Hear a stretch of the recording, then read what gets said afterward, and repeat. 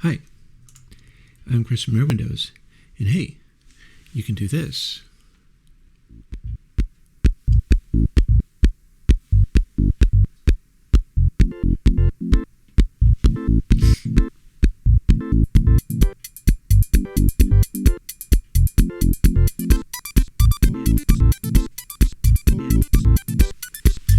Well, I'm not sure if you can do that, but what you can do is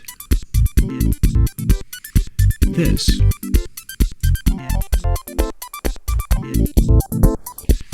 Because this is Airwindows ZNotch2. Without this, it sounds kind of like that. But this is the update to the original Z filter. And we can hear kind of what it's doing here. This is a kind of band cut. It's similar to the EMU's E6400's phaser filter, as you can plainly hear if, say, we throw a filter on this and start doing something funky with it.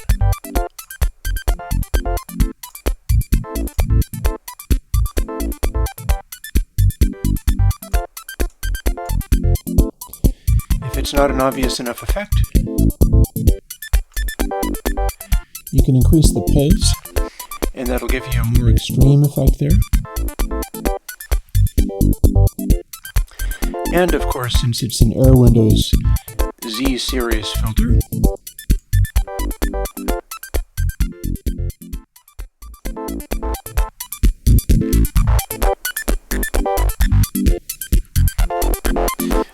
can get aggressive with it.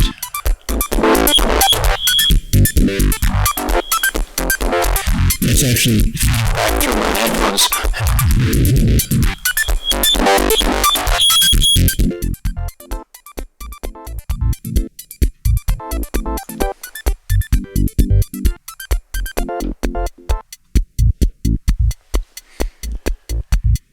So that's the gist of this.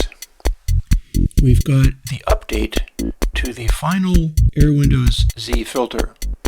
And this is here for you to get those kind of vintage sampler sounds in its own little peculiar way.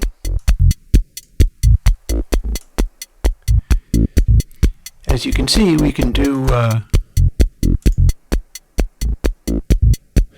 various different kinds of tonality there.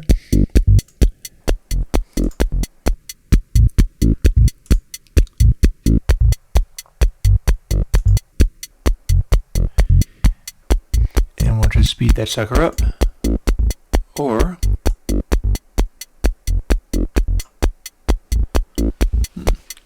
don't mind me, the plugin's working fine, but sample and hold doesn't want to work with the free oscillation.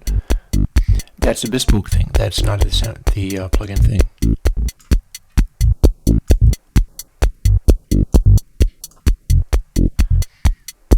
And of course, we can go back to our sine wave.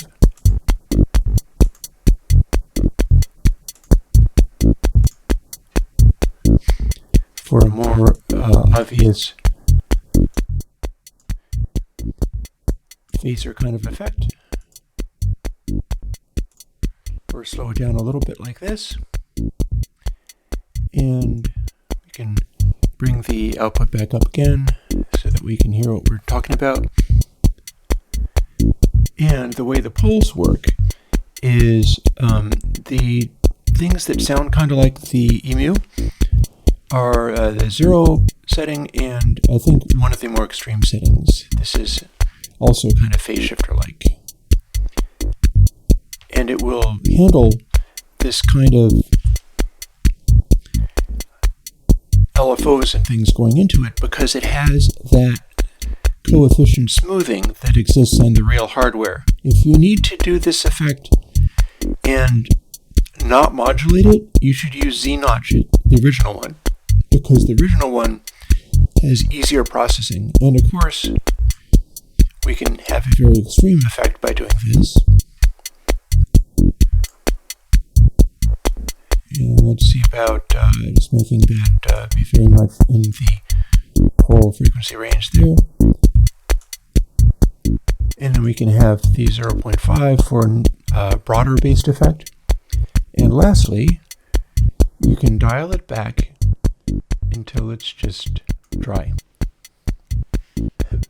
So,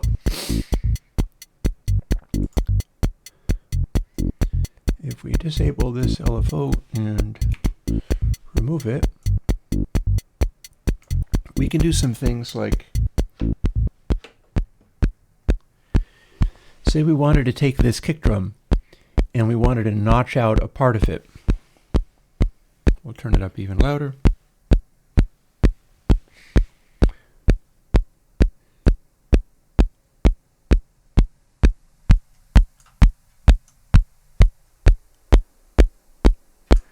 We can notch out the lows.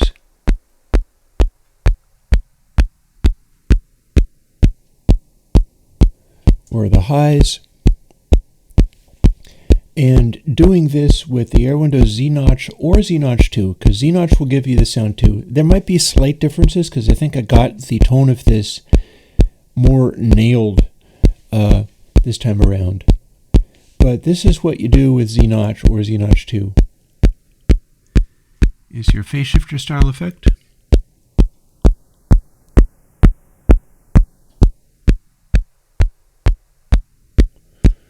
Or your notch filter style effect. And if we use this to notch and have the poles higher,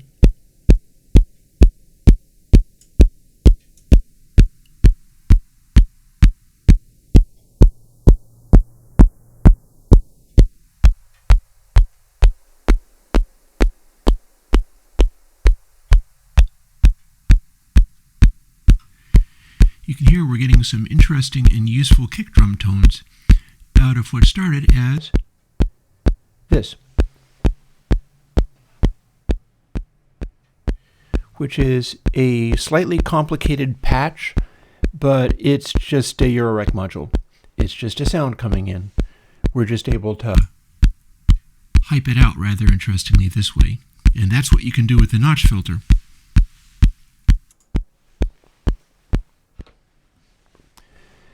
So, that is the plugin that I have for you today. I will also point out that the reason I have all of this